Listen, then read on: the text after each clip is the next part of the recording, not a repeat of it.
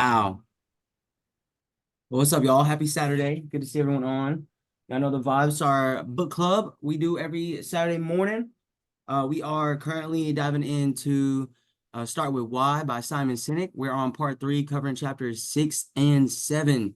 For those who are catching the recording, you guys, if you got any questions, Woo! you throw any comments or anything y'all have, any thoughts in the book club chat on the app.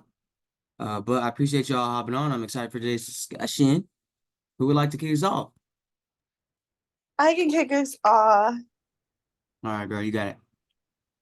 If no one else wants to kick us off. Okay.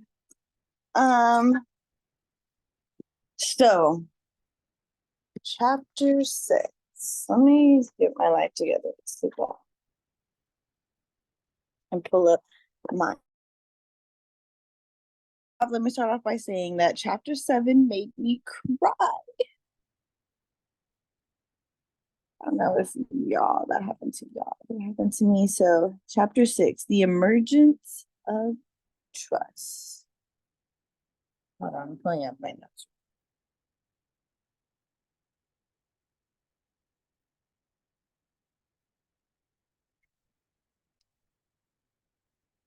Okay. So it says, value by definition is the transference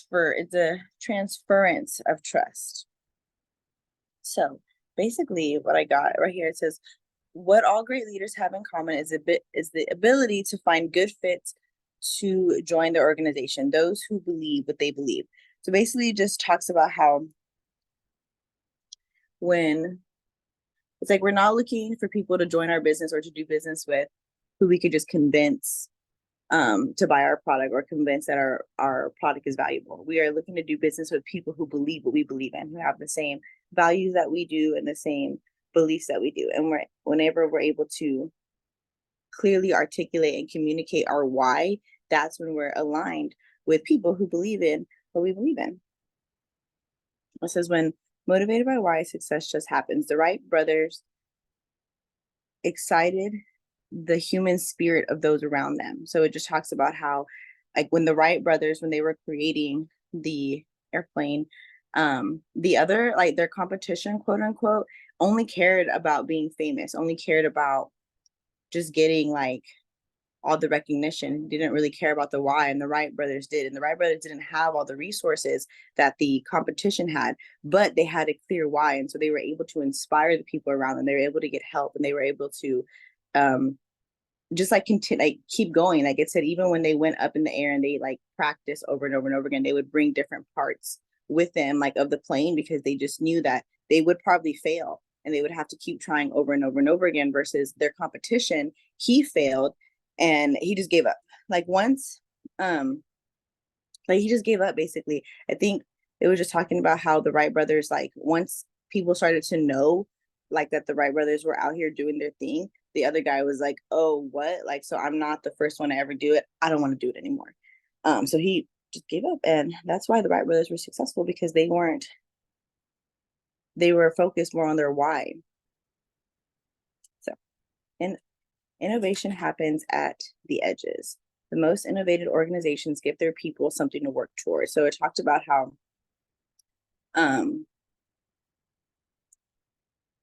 the role of a leader is not to come up with all of the great ideas. The role of a leader is to create an environment which great ideas can happen. But great companies give their people a purpose or a challenge around them, which to develop ideas rather than simply instruct them to make up a better mousetrap. And so again, that just like goes back to, us like finding people who have the same values and same beliefs as you. And whenever you're able to do that, like people are really would like to, to stick together, and not just you doing it by yourself, but you're able to create an environment, where other people's ideas are encouraged and are empowered. And then the last section for this chapter that I wrote is like the definition of trust.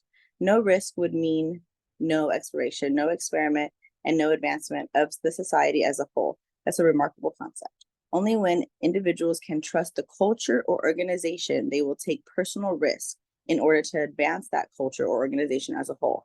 For no other reason than, in the end, it's good for their own personal health and survival. So it said that's a remarkable concept. Only when individuals can trust the culture or organization, they will take personal risk in order to advance that culture or organization as a whole. So basically, like there's a difference between having a customer, like a one-off customer, and having like a loyal following. And whenever we're able to clearly articulate our why, and people see how that how this company will benefit them personally, because their why is the same, their why is aligned, because they see that their beliefs and their values are the same, they will go out of their own way to talk about it, um to advance it. You know, you don't have to convince them, you don't have to, you know, persuade them to promote your brand or to promote your company. People are already bought in, and they know that because of the cause of your organization, that they're going to do anything that they can to help it or to advance it because they believe in it. So that is good. And I really liked how it talked about how, like, the role of a leader is really to clearly articulate that why part of it. Okay, so chapter 7, how the tipping point tips. Is a difference between a fad and an idea that changes an industry or society forever. So it talks about like early adopters, and how, you know, there's only a certain, like there's people who will do stuff first, and then there's a lot of people who will do stuff like second, like after someone does it first, but they're still kind of early adopters.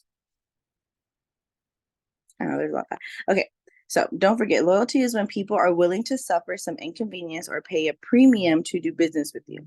They may even turn down a better offer from someone else, something that the late majority rarely does. So basically, again, it just goes back to like there's a difference between getting a one-off customer, somebody, you know, to just buy your product one time, compared to like having a loyal following, like somebody who is going to stick by you no matter what, even if your product is more expensive and less effective than another product, but because of your why, because they are loyal to you, because you were able to clearly articulate why you do what you do, people will stick with you because they believe in it. So the goal of business then should not be to simply sell to anyone who wants what you have, the majority, but rather to find people who believe what you believe. Look at what you do as a tangible element that demonstrates, they look at what you do as a tangible element that demonstrates their own purpose, cause, or belief on the outside world. If you have the discipline to focus on early adopters, the majority will come along eventually, but it must start with why. So I really liked how it talked about how it mentioned that word discipline, like the discipline to focus on the why, the early adopters, the people who are going to be bought in because it's not just a fad. It's not just like something that everyone's doing. It's like they see their why. They're like one of the first people to do it. They're not following anybody else. They're doing it because they believe in it, because they see themselves in it, because they are personally bought into it. And one of the things that I highlighted here, and then I wrote this in like some separate notes when I started to apply this information towards my personal business, says your role in the process is to be crystal clear about what purpose, cause, or belief you exist to champion, and show how your products and services help advance that cause. And so basically, whenever I like finished this chapter and I really started to do the work and to like just get clearer and clearer on my why, I got a lot of clarity because personally, like when it comes to like creating products and doing all the things like for my business, I felt like I was like overthinking a lot, like overthinking like, okay, what product was going to be most effective? Like, should I do a course? Should I do an ebook? Should I do this? Like, how can I get my message across? How can I get someone from point A to point B in the most effective way possible? And I just kept overthinking for months and months and months.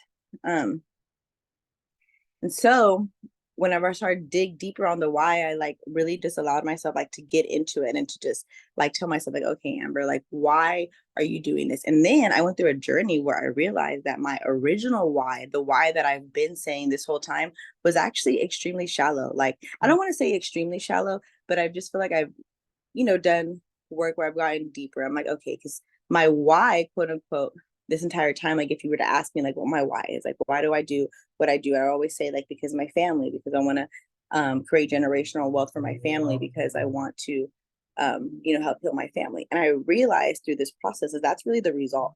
That's not the why. The why is because of all the pain that we felt throughout our life because of the lack of education and because of limiting beliefs that we have.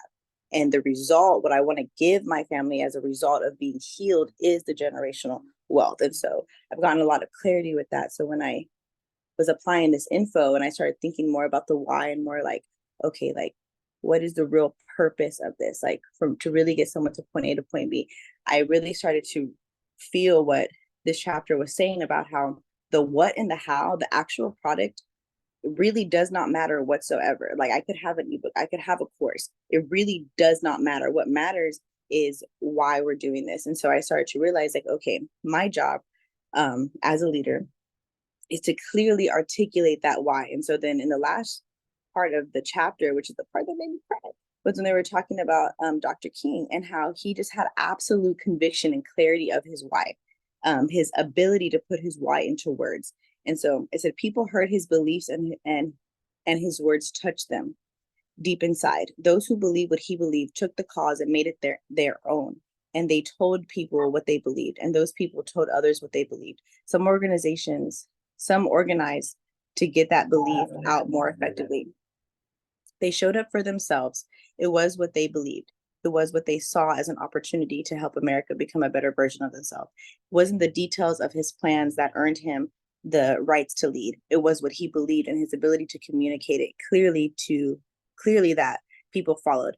In essence, he, like all leaders, became a symbol of the belief. And it gave this, like, whenever I read this, it gave me a lot of just understanding and honestly a lot of confidence in like when it comes to just telling people about our organizations, like just for TGF and Powerful Creator. Like there's a lot of times in the beginning, whenever I wanted to talk about my business, I would talk about like the products, like, oh, we're gonna have a membership and we're gonna have a course, we're gonna have this, we're gonna have that. And like I've just realized that the most authentic way and the most like effective way that I've ever been able to really touch somebody with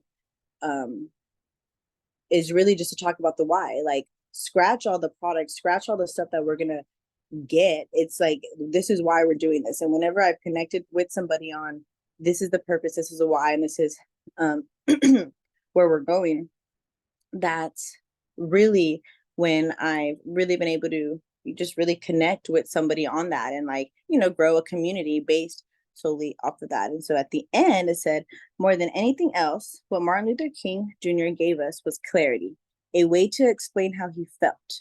He gave us the words that inspired us. He gave us something to believe in, something we could easily share with our friends. Everyone at the mall that day shared a set of values and beliefs. And everyone that day, regardless of skin color, race, or sex, trusted each other. In that trust, that common bond, that shared belief, that fueled a movement that would change a nation. We believed, we believed, we believed. And I don't know if I was just like in my feelings, but I was just like, I believe. But it really just got me thinking about like our communities. At the end of the day, all of us are here because we share a common bond. Every single one of us are here because we believe in something greater. We believe in creating better for ourselves, that there's something better out there, and all of us are willing to do the work to do that. And so like no matter what happens within our organizations, like individually or together, whether we change systems, whether we have new products, or when things happen, all of us know that there's a sole purpose and reason that we're here, and it's deeper than the products, it's deeper than the app, it's deeper than the website, it's deeper than how the event went, it's deeper than all of that. There's a trust, there's a bond, we all believe in the same thing, and that is what's going to keep us together, longevity, and to attract people who believe what we believe also. So that's what I got from the chapters.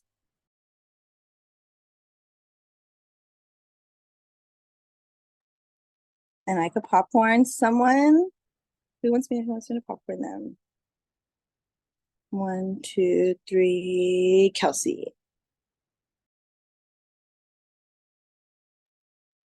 Morning, fam.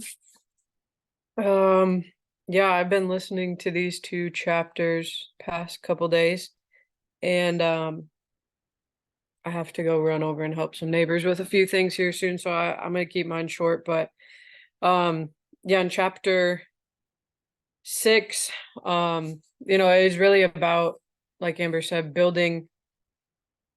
First, you have to trust in your why.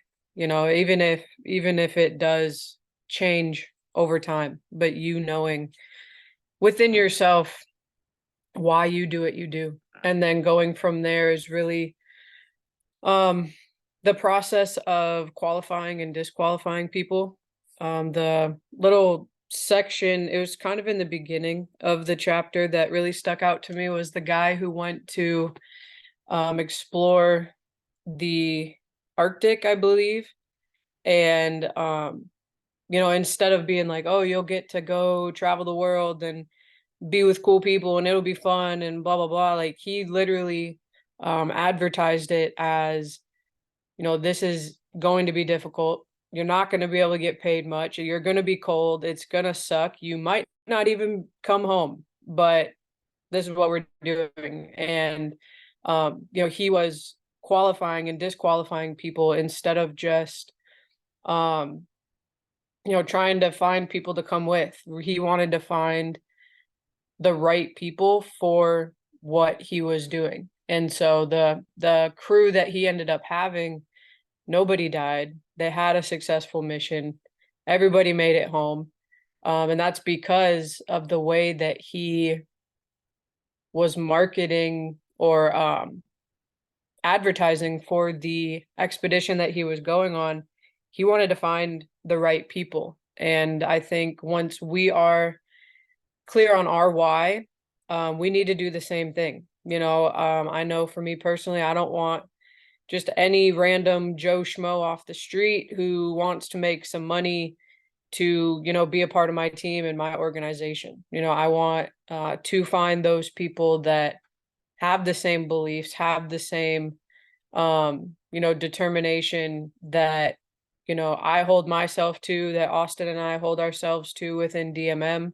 Um, and then once you have that, then it's, you know, it's that trust of knowing that, um, like you said, once the people know why you're really out here doing this and not just what you plan to do, everybody works together. Nobody seems like they are more than the next person or less than the next person. Everyone works as a cohesive unit.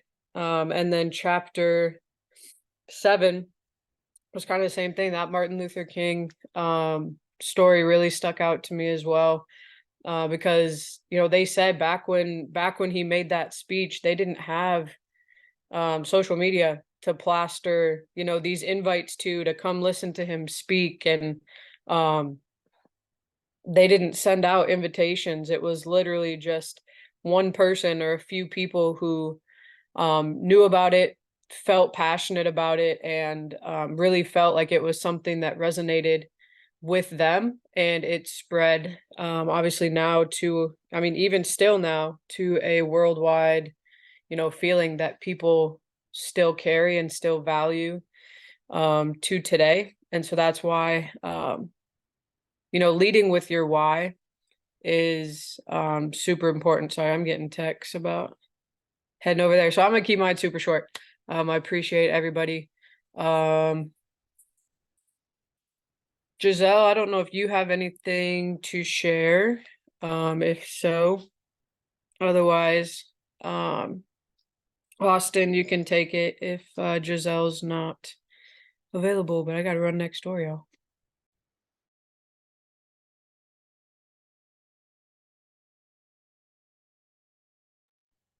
And Giselle, if you haven't read, it's all good. What do you call it? At the end, you could just share whatever big takeaways you got from the call. But Austin, Giselle, anybody? Bye bye. Marcus, if you want to go real fast, I gotta clean up some puppy mitts real fast. So. I know the vibes.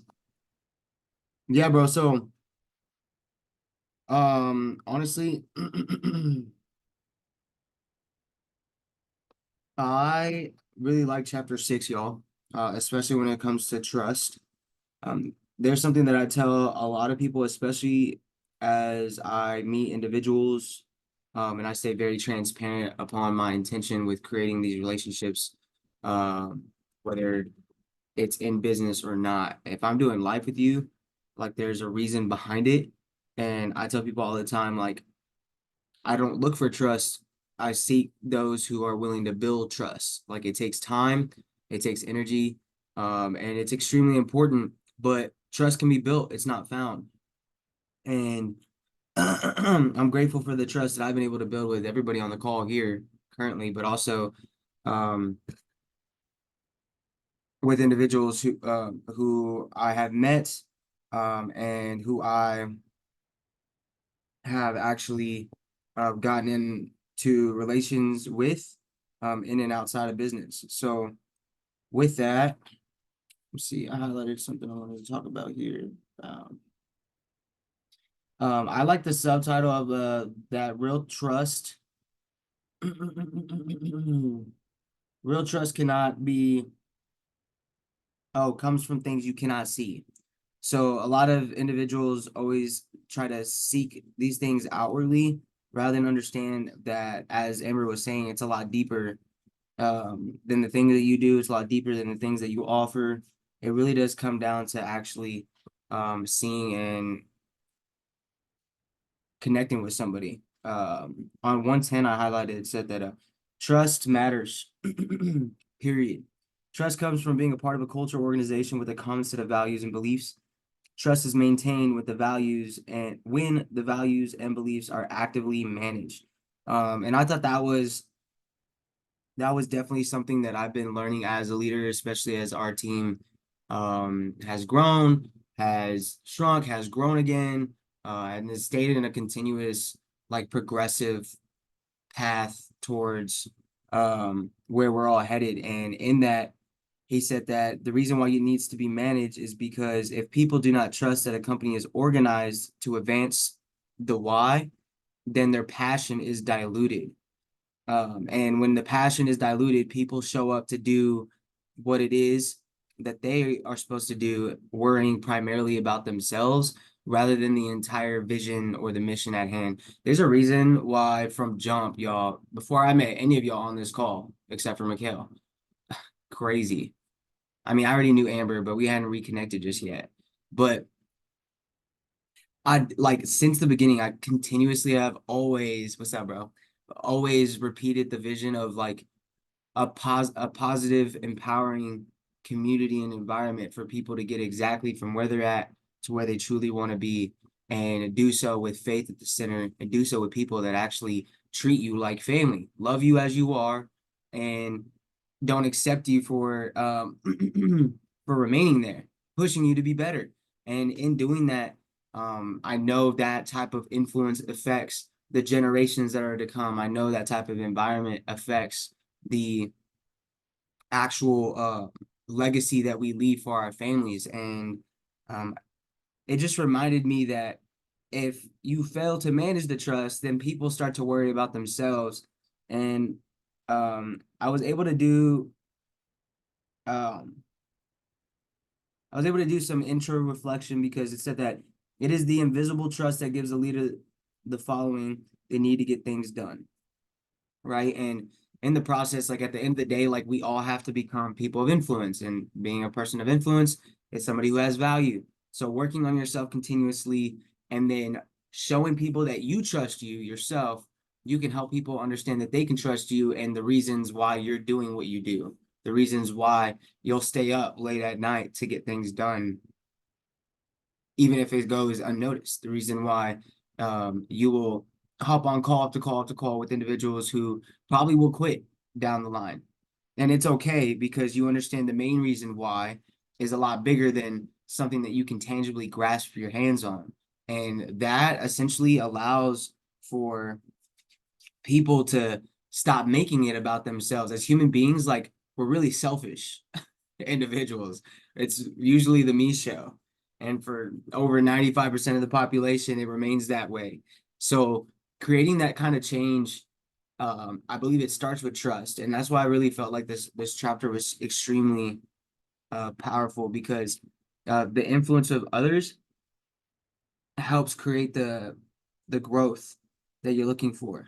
He said, I really like this because I'm a science nerd, but he said the advancements of societies were based a great deal on the trust between those with a common set of values and beliefs. The feeling of trust is lodged squarely in the same place as the why, the limbic brain, and it is often powerful enough to trump empirical research or at least see doubt. This is the reason why so many manipulators are effective. We believe that, for better or worse, others know more than we do. Clearly, 4 out of 5 dentists know more than us when choosing chewing gum. But what about the one holdout? What did he know that the others didn't? Of course, we trust the celebrity endorsement. Those celebs are rich and can use any product they want. It must be good if they're putting their reputation on the line to promote it, right? You probably answered that question in your head already. Clearly, they are endorsing the product because they are getting paid to. But if celebrity endorsements didn't work, companies wouldn't use them. Or perhaps it's the fear that they might work that fuels the $1 million wink and a smile that encourages us to choose one car over the other or one lipstick over the other. The fact is, none of us are immune to the effect of someone we know or feel like we trust influencing our decisions. We're constantly being influenced, y'all, from the moment that we're born. Especially as adolescents and children around their parents. So like being mindful, knowing that people's decisions are being influenced, you can take advantage of individuals or you can guide them in the right direction. You can help individuals in the right way. And just to wrap up this chapter, he said that without clarity of why first, any benefit will amount to simply increasing recognition. So again, just understanding that the why lays the foundation for trust to be built upon. And you've got to be able to trust yourself, as Kelsey said, trust your why and trust the reasons and the work that you need to do, and that the process is going to pay out over time, so that those who are also choosing to be led by your influence, to be guided by your choices and your decisions, ultimately makes the difference in you helping people get to where they want to go. And it's just being mindful of that. How a tipping point tips. So this one was pretty interesting, especially to the law of diffusion. And if y'all didn't get to it, I'm gonna quickly read it real quick because I think it's important. So it says, according to the law of diffusion, mass market success can only be achieved after you penetrate between 15 to 18% of the market. That's because the early majority won't try something new until someone else has tried it first. It's crazy if you think about it. Like, yeah, I'll ride the roller coaster if you get on, kind of vibe. Okay, but this is why we have to drop our price or offer value-added services. We're attempting to reduce the risk tolerance of these practical-minded people when they feel comfortable to buy. That's what a manipulation is. They may buy, but they won't be loyal. Don't forget, loyalty is when people are willing to suffer some inconvenience or pay a premium to do business with you. And that's why, honestly, like we sincerely honor and uphold loyalty to a standard, bro, because most people are not the volunteer warriors you guys have signed up to be, meaning y'all understand it's going to take some time and y'all know the vision that is big enough to go after it, and you're willing to take the risks, to put in the energy, to put in the resources, the time to go and make that happen. And if you work on creating that loyalty between people in the vision based upon your why, then you can eventually use the law of diffusion to your advantage, and you'll be able to have access to more of the market share. I mean, you hear it all the time, especially in network marketing, like, yeah, like, yo, we have a really big chance of getting the Austin market. No one's really out here doing this. That means that you have to literally go through the practical minded people and the way that he said, and find those individuals who are willing to fight the fight with you. And they're only gonna look at the why, not the what. He said that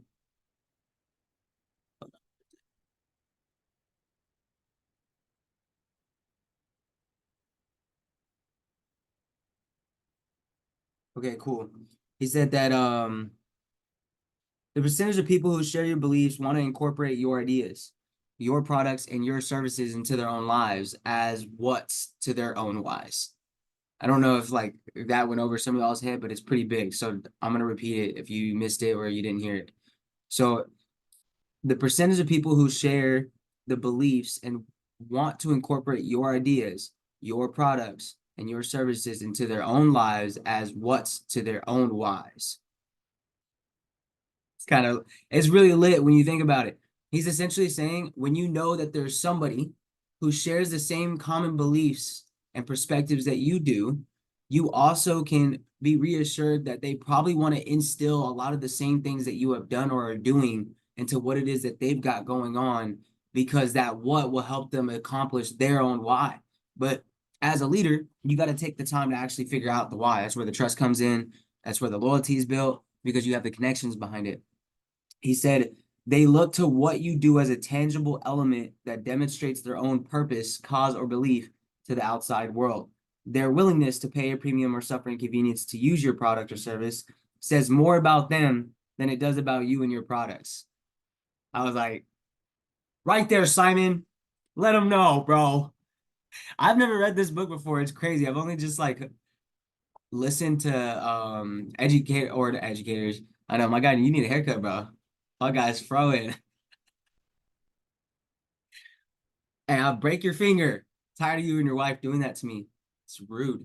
Okay, anyways, Hey, well, don't I've be never. talking with these natural black curls, boy. It looks good, bro. You look good, big dog.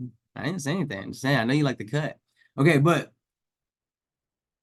I've only heard the concept of implementing your why because it helps you, as Alex Moore says, your why will help you along the process, get through the hard times, get through the times you don't want to do it, and really find that burning desire to accomplish your goals, right? But in terms of understanding your why so that other individuals can better grasp the route to take as well as what needs to be done in order to accomplish their own, you start to get that, all right, I can remove myself from their lack of commitment or their lack of results or their unwillingness, because their willingness to pay the premium or suffer the inconvenience to use the product or service you provide, as he says more about them than it does about you. And a lot of people, especially in network marketing, you get 30 people to join your team. You guide them, you help them, you build trust, the whole 9 yards.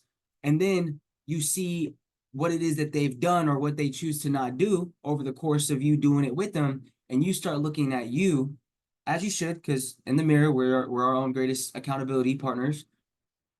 But you start to take their results as a reflection of you as a leader, when yes, there's to an extent, but a lot of their willingness to pay the price is going to come from their understanding of their why. And this is why it's so important to start with your why it's important to start with the main reasons behind what it is you do, what you do, and the path that you choose to do it.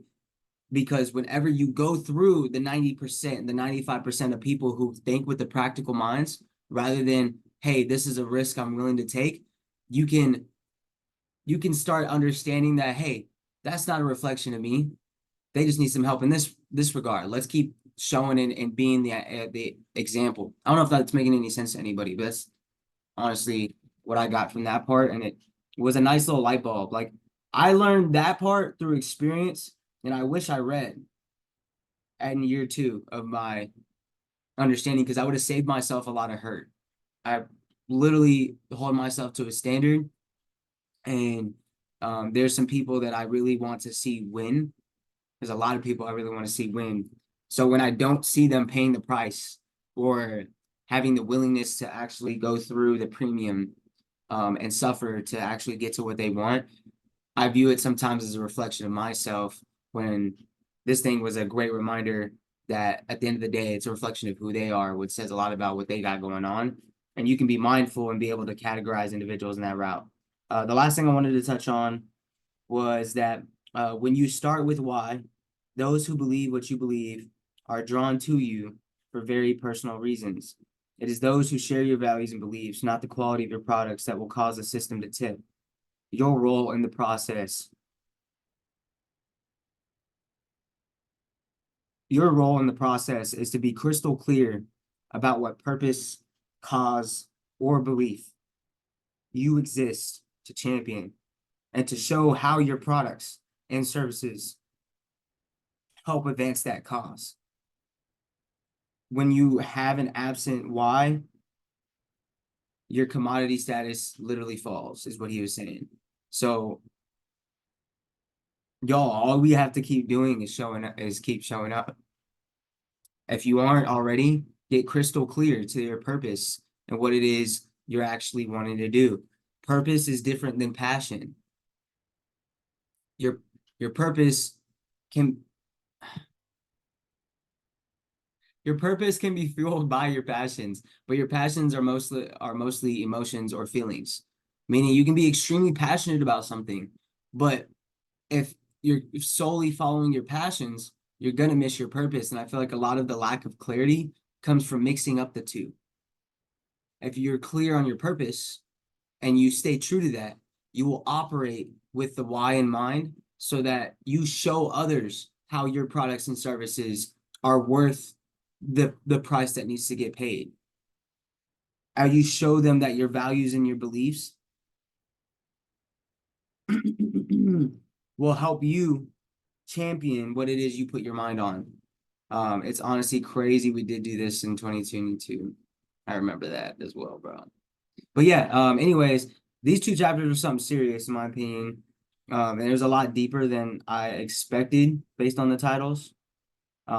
So anyways, if we want to be the tipping point, all we got to do is dive in, y'all. Stay consistent on what your role is in the process, which is being crystal clear, knowing exactly what your purpose is, why you're doing it, and then actually showing how your products and your services are helping you advance the cause that you got to mind. So I appreciate y'all listening to me. Much love. Austin, you can take that thing, bro. You look ready.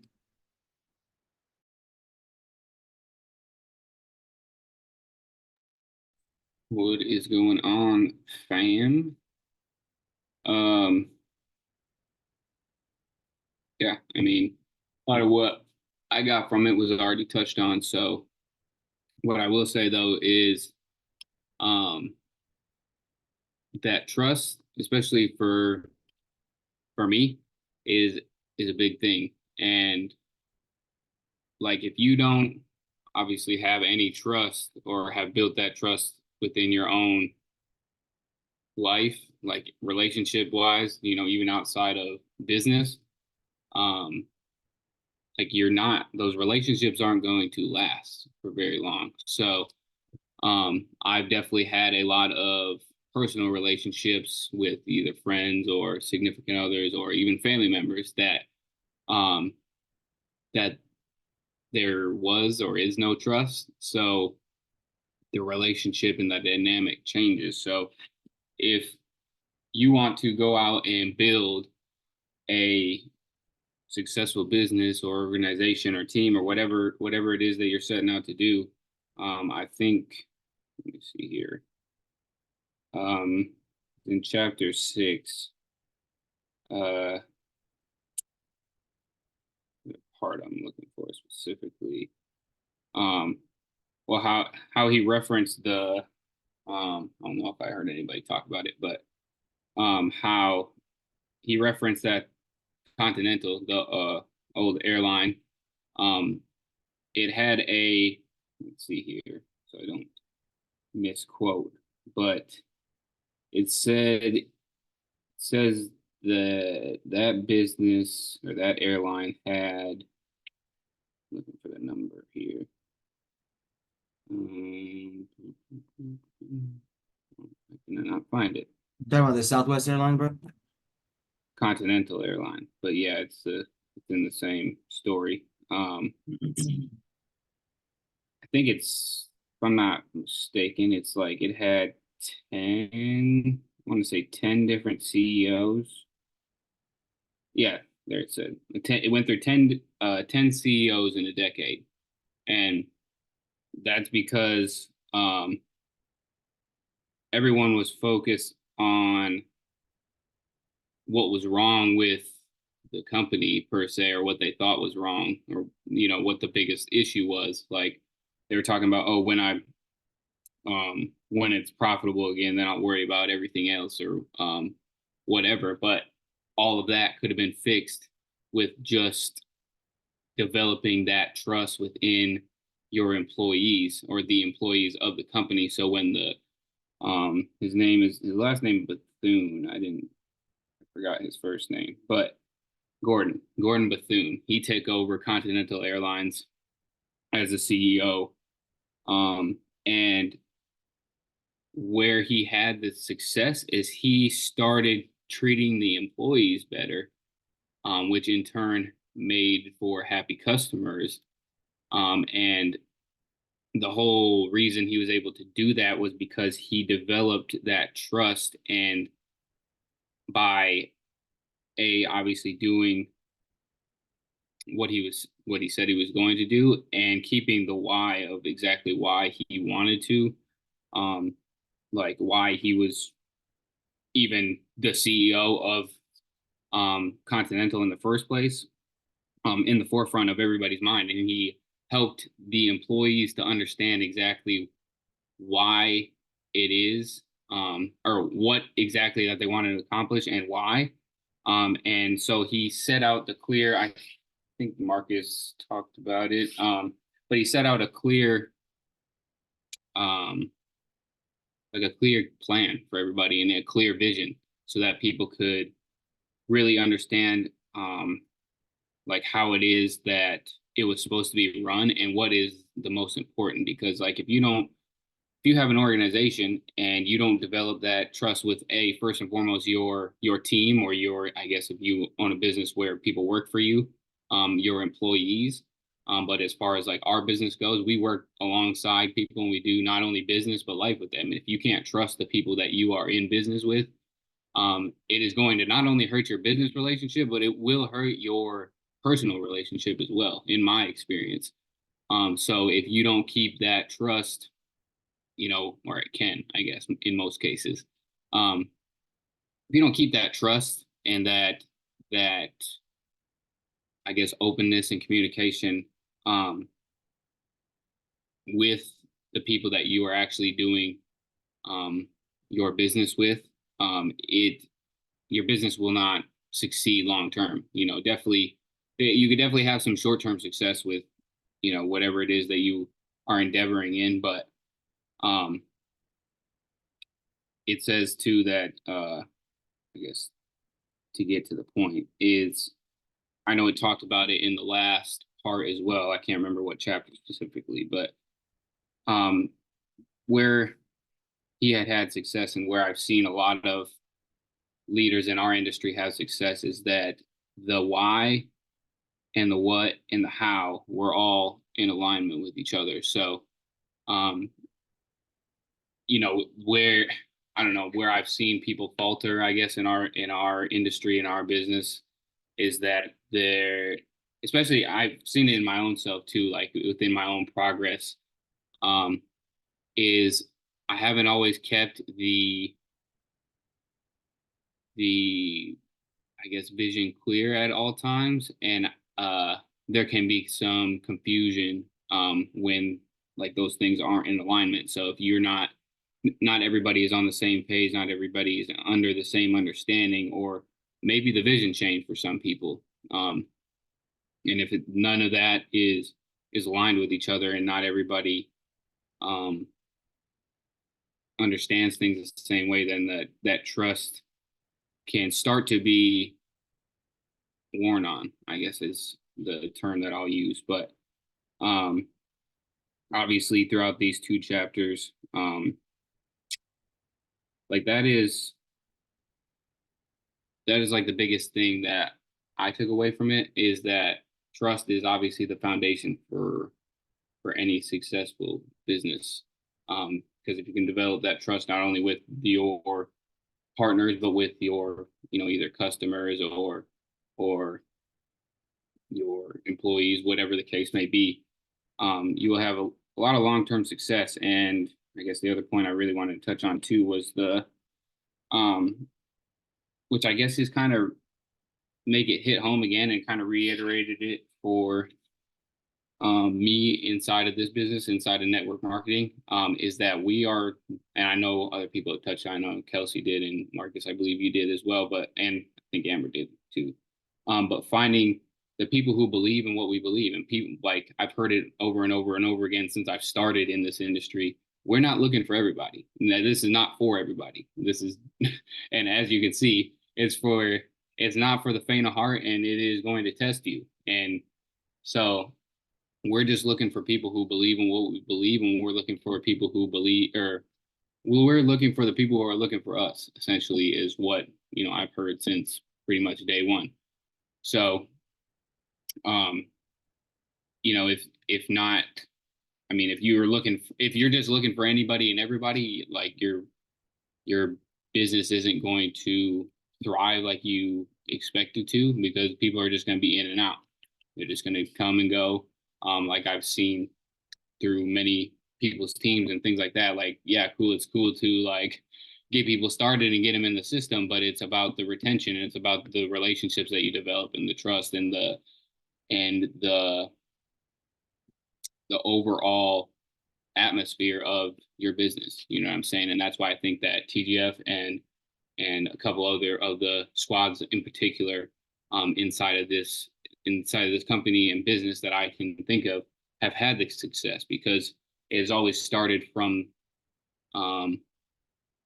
it's always started from the place of authenticity. You know what I mean? And I think I know Marcus has referenced it a lot on other calls as well, and just in with talking to him one-on-one. But it's all, I think, a lot of business is just about where you come from, like your come from.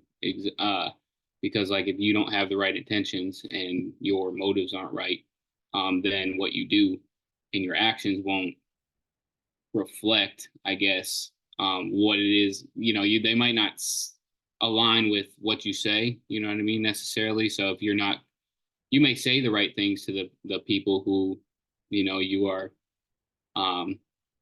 prospecting or talking to or developing relationship with. You may say the right things, but if your intentions are not pure and your actions don't reflect exactly what you're saying, then obviously there's going to be that untrust. You know what I mean? Like they're going to be like questioning a lot of things. So I think the intention behind what you do and like the why necessarily is obviously why this book was written, but I think it's really the most important aspect of you know, business and just personal relationships, honestly. So I think that is all I really wanted to touch on that I haven't, or that I know other people had a little bit, but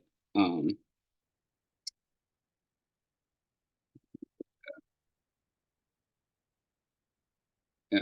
So I don't know, Mikhail, if you want to go, or if Amani wants to go, or if, you know, Tia, you could always go. But one of y'all three want to go ahead. Money, if you want to take it, I can hold up the rear groin. No thanks. Okay, so I have not been in the mood for anything or anybody, so I have not been reading. Okay, but I came here today to kind of get me back in the groove, so I could like feel the vibes and stuff, and like really try to reacclimate myself back into like the groove. So I'm just like listening to what you guys are saying, and it's giving like that energy of like keeping your why, even for me to like be able to keep going. Sometimes I gotta like remember like why exactly am I doing the things that I'm doing. And yesterday I had my business call with Amber. Shout out to Powerful Creator. She like really helped guide me into that. So like Marcus, when you were saying like for the leaders and stuff, like she really did help me remember like why exactly do I do the things that I do, you know. And if y'all remember, I said like, you know, I'll have the event y'all event at my place. And like, I truly believe in that because what I want to do is so like, it impacts me, it impacts the world. Like it's real, you know? So keeping that why is why I'm gonna be back next week and I'm gonna have everything read. So I really do appreciate y'all feedback because it's kind of like jumpstart me back into the zone. I understand like Marcus, you said something that it was kind of sad, like, you know, about how you and Mikkel, like y'all leaders, y'all do what y'all have to do for your group and you know why y'all doing it. And I know putting that pressure on yourselves could be easy. It's easy. You feel me? Like to feel like you failed, but really you won because you never know what seeds you planted. People could, I'm not saying everybody's about it, but for the people who just may not be in it to win it for a while, you plant seeds for the future. So it's like keeping those reasons get you through those moments, keeping my reasons get me through the times where I'm just like out for the count. So that's all for me today, y'all. Catch me next week with all the other stuff. Okay. Back to you, Mike Mikkel. Yep, she almost called me Michael. That's crazy. But I love you. It's all good. You know Love saying? you. All good. But no, real life, can I say two things real quick to you, Imani? Without you taking them extremely personal, but I'm gonna just be a leader real quick and a mentor real quick to my mentee's mentee, you know what I'm saying? OG triple OG. But I'm pretty sure that she told you more than likely because she does this. So I wouldn't put it past her at all whatsoever. I bet she told you. But if you cannot remember your why at times, then I think you need to write it down all over your house so that when you wake up, you see it.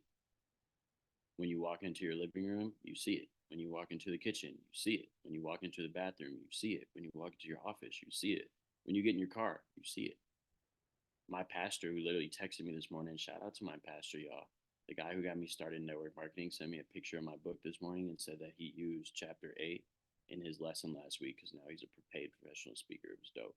But that man, when I first got into his car, I looked at his steering wheel and he had a BMW sign that he drew on a piece of paper in the middle of his steering wheel, and right under it was his wife, about retiring his wife.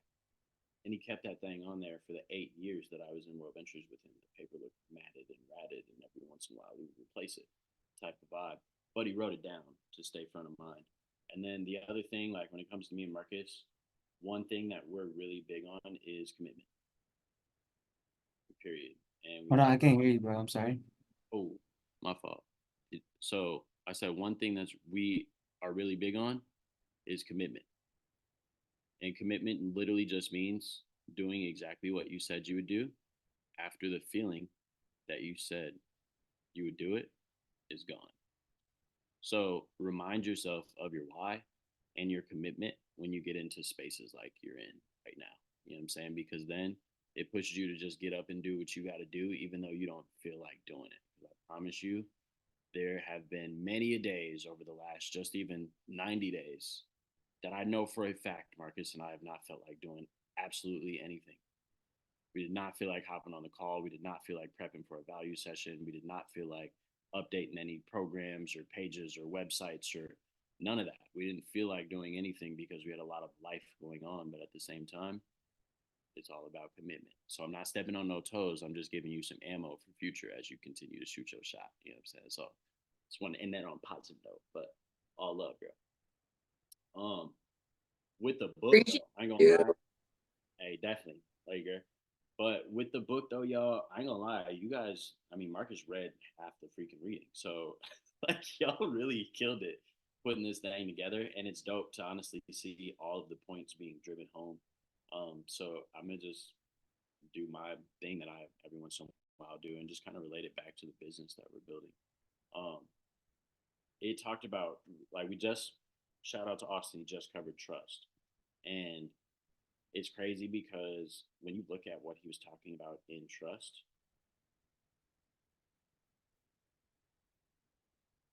I understand why network marketing and direct sales gets such a bad rap.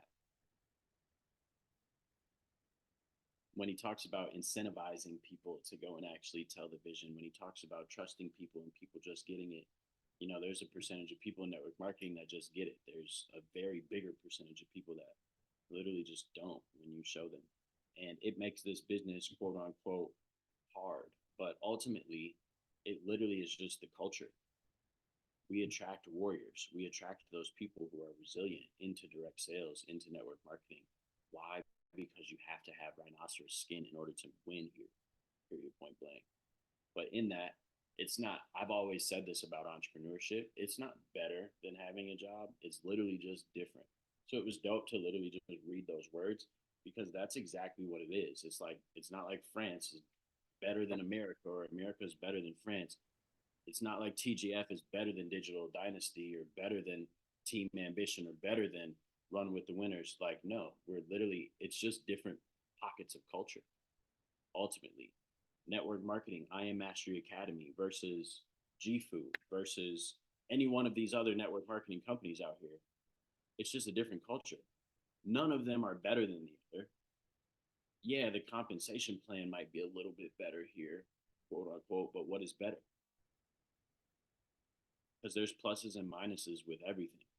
You know what I'm saying? Just as much as the comp plan is great here, the retention sucks here. And that's what most people look at when they look at I Am Mastery Academy. You know what I'm saying? So there's ultimately, there's so many different things that you can look at when it comes to culture. And I just bring this back to, I used to talk about this in the very beginning. I've literally said it in so long, so I hope I get this right. But there's a few main things that you literally just need to focus on when choosing an opportunity. It's timing, which he talked about. Where are you? Are you in the early adopter phase? Are you in the, like, is the opportunity you're looking at, is it in the early majority phase, late majority of phase, or the laggards phase? Like, where y'all at as a company? Timing, products, compensation, leadership. Period. Those are the main things that we need to worry about. And that's what really creates the culture. That's what starts the culture. Those early adopters, y'all literally of TGF, squad who shows up here every single Saturday, squad who shows up every single Wednesday, squad who shows up on Tuesday nights for our IBOs. Like, that's the early majority. That's literally where we are. You got, excuse me, not the early majority, but the early adopters. And that's exactly where we are as a company. And it's dope to see, like, this is what we've been focused on. And even in our pitfalls of seasons where we focused on incentivizing influencers instead of just actually leading with why we're doing something, what we're doing, and doing it together and making sure that everybody can benefit. In those times where we've like receded to the pitfalls and then actually tried to come back, it was just dope at like living through it and then seeing a real life illustration with words in this book on exactly what we've been doing to correct our mistakes, because we have definitely not been perfect at all. So honestly, just reading this book, listening to you guys as well, it was just amazing. And then the loyalty part that Marcus went over, um, this was honestly wild because this part is something that is a skill in direct sales and everybody has to get good at it. So I'm gonna just read this small. I literally like cropped the section and I don't even know if I cropped the whole thing. But they truly believe boop boop boop boop boop boop boop boop boop. They are rarely loyal, they rarely give referrals, and sometimes you may even wonder out loud why you still do business with them.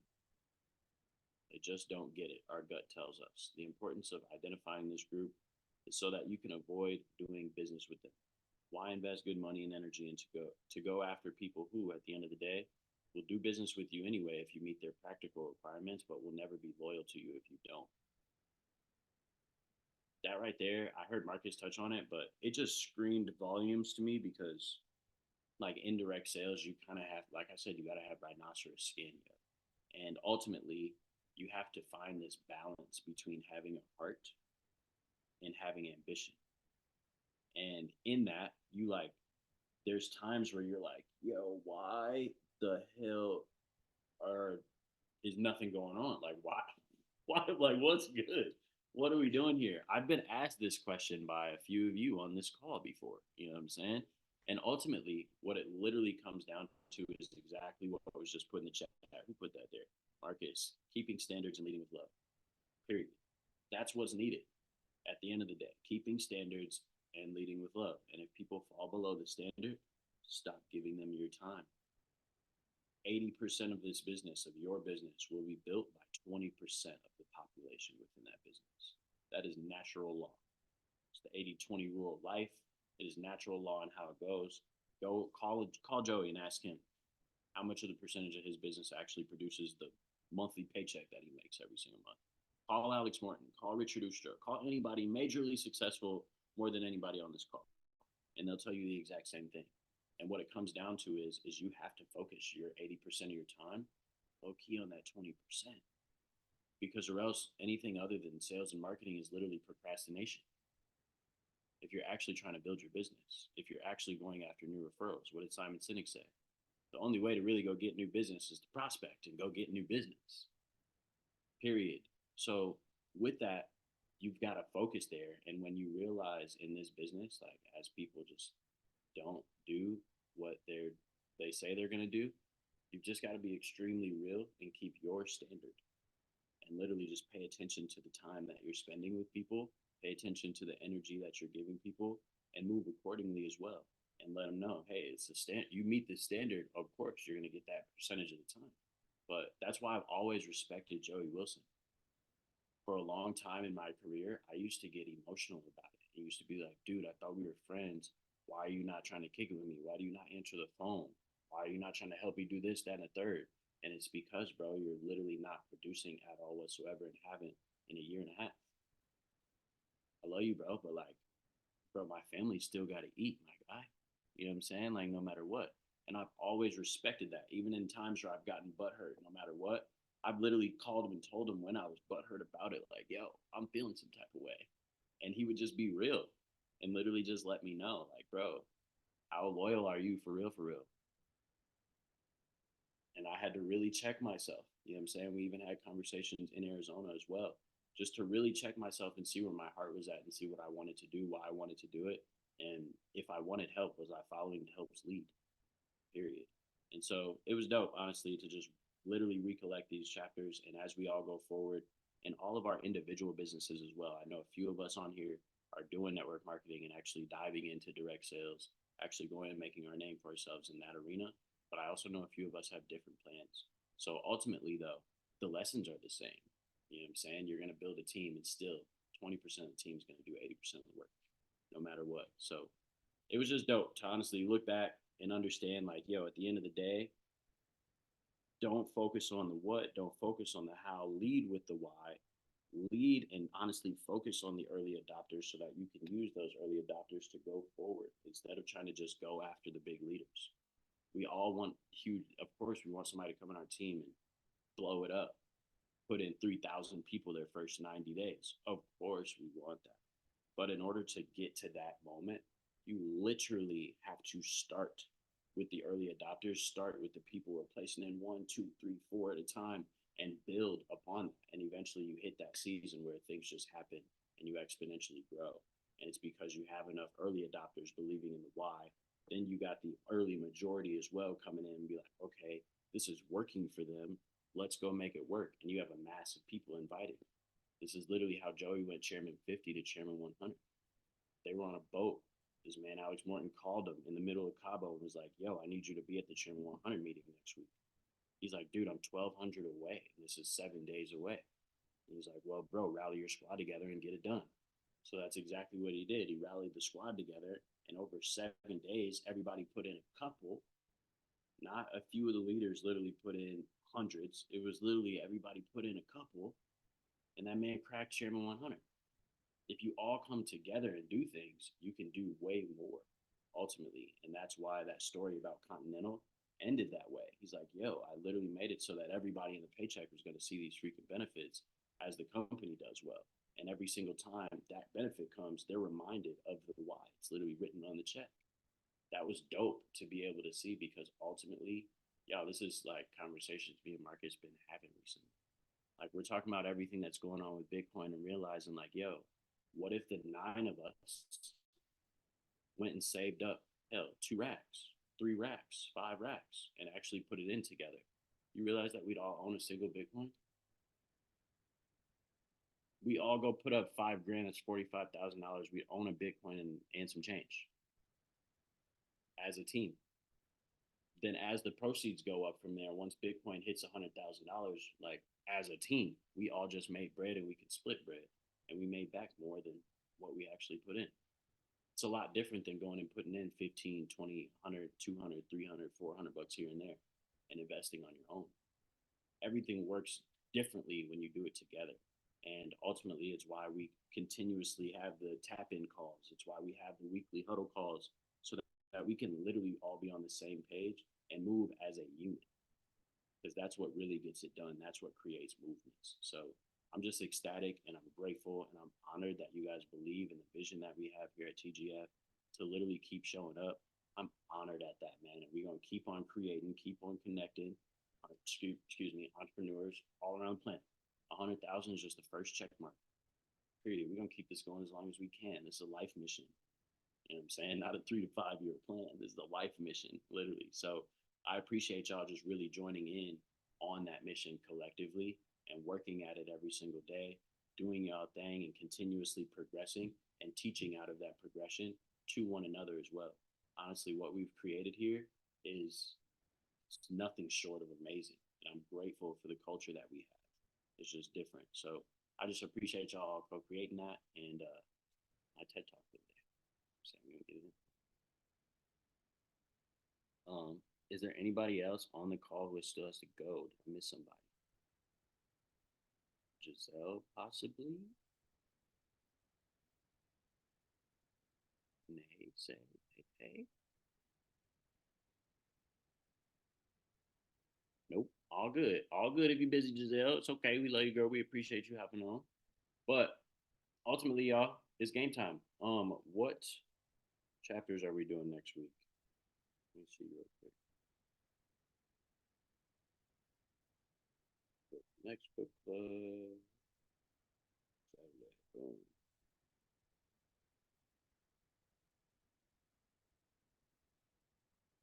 Okay, so we're doing part 4, chapters 8 through 10 for next week, y'all. Game on. I ain't gonna lie, low-key started to read a little bit ahead and I got in there. And whoa, I ain't gonna lie, this book is definitely different. I love it, truly. I'm excited. It's just all affirmations as we move forward. So let's get it cracking. And I appreciate y'all hopping on Saturday. We done, honestly, just about right on time. We literally told the guy this goes till noon yesterday. And it's 11:59. So I appreciate y'all. I will see y'all at the top because the bottom is obviously way too crowded. Let me know if y'all need anything. I'm in the field. We here. It's game on. Excuse my crazy hair. I'll put a hat on for whichever Zoom call y'all give me on. But let me know some. Marcus, if you have any last announcements, bro, you can take it. Happy Saturday, y'all. Happy Saturday.